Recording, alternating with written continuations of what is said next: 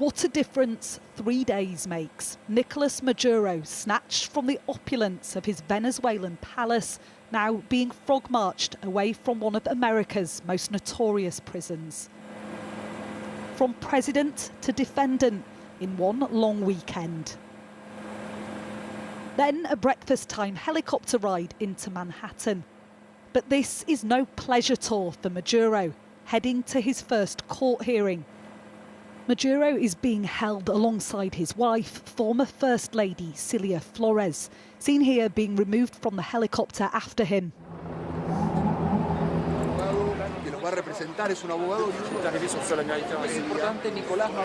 The world waiting to see the former Venezuelan president inside the US justice system. Maduro pleaded not guilty to charges including narco-terrorism and possessing machine guns and destructive devices. No cameras were allowed inside the courtroom, but I was in there a matter of meters from Nicolas Maduro, and it was incredibly dramatic. I heard him coming before I saw him, the jangle of his shackles as he came into the room, and he wished everyone a happy new year. He said it 3 or 4 times. He was then asked by the judge to confirm his identity, at which point Nicolas Maduro responded. He said, "I am President Nicolas Maduro Moros, President of the Republic of Venezuela. Here, kidnapped since January the 3rd, I was captured in my home in Caracas, Venezuela." The judge then interrupted him, saying, "There will be a time and a place to go into this. At this point, I only want to know one thing. Are you Nicolas Maduro Moros?" There was another astounding moment right at the end of this hearing as Maduro got up to walk out of the room. A gentleman in the public gallery stood up and addressed him directly. That man is Pedro Rojas, a Venezuelan in exile. He tells me he was imprisoned in the country in 2019 and now lives in the US. What did you say to Mr. Maduro? You stood up at the end of that hearing. Okay, I speak English, I understand. So, I told Nicolas Maduro Moros that he will pay, that the United States of America will bring him to justice, that starting today, 5th of January 2026, the great age of Venezuela begins. He looked at you, didn't he, straight in the eyes. How did that feel? Nicolas Maduro told me that he was innocent and that he was a man of God. I told him that we're also men of God, because we've never attacked the Venezuelan church, as he has done on numerous occasions. God willing, he'll spend the rest of his days in prison. Unite with them to fight against our common enemy. Rival protests outside court reflecting the different views Venezuelans in America have about this US intervention. Some are jubilant. Best day of my life. It's not only what I feel, it's all Venezuela feel. That people over there is no. They are no. Are you worried what happens to Venezuela next? That there's not much of a plan? Venezuela will be great. Venezuela will be great because America support Venezuela. Others are cynical.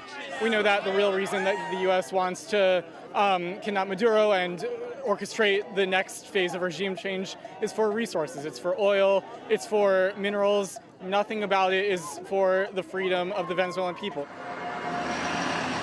After the hearing concluded, Maduro in a motorcade was taken back to prison. His next hearing set for March. The consequences of his capture are unknown. And Martha joins me now. First of all, Martha, give us a sense of the atmosphere in court. Incredibly tense and dramatic, Mark. I think, you know, these first court appearances are often very procedural, they're short and they're bland. This was anything but. It was drama from start to finish. As I was saying there, I heard Nicolas Maduro before I saw him. I could hear the jangle of his ankle shackles as he was waiting to be brought into the room. He almost came in with a swagger, wishing everyone Happy New Year, staring very intently at various members of the public gallery. And this was a packed courtroom. There were around 50 journalists in there, a few dozen members of the public and a handful of officers from the Drug Enforcement Agency too. That's the body which has been leading the putting together of the criminal case against Nicolas Maduro. And almost every opportunity when the judge asked him to speak, to confirm his name, to confirm his plea, he took the opportunity to assert his innocence. He said, "I'm a decent man, I'm innocent of all the charges." And obviously at the end, that astounding moment where the public gallery, which had been completely silent, one individual stood up, he was wearing a suit, and he begins shouting at Mr. Maduro, and they had a row with Maduro staring right through this man. And that was the gentleman that I spoke to afterwards. He said he'd been moved to come down here and look Maduro in the eyes and tell him shame on him. We heard from him in the piece there. So an incredibly dramatic, tense day. I should also say that Nicolas Maduro's wife was in court. She is indicted too. She was sitting 2 seats away from him. And I could see on the top of her eye she had bruising. She was wearing a bandage too.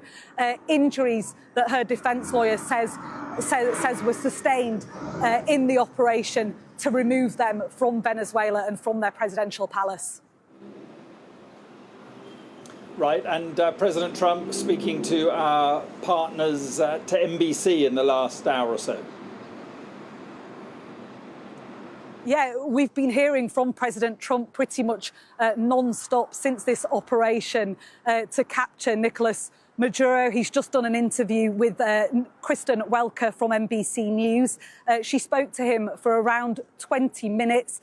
He told her that the arraignment of Nicolas Maduro was an extraordinary moment in history, in his words. She then asked him if the US is at war with Venezuela, to which President Trump replied, "No, we're not. We're at war with people that sell drugs." President Trump also told her that this arraignment is great for the hemisphere, which I think gives some idea of what Donald Trump's worldview is now, because before this weekend, I'd rarely, if ever, heard him speaking about the hemisphere. But now it seems that he's referring to the US in those terms. That's how he sees the geopolitical landscape as having shifted over the past few days.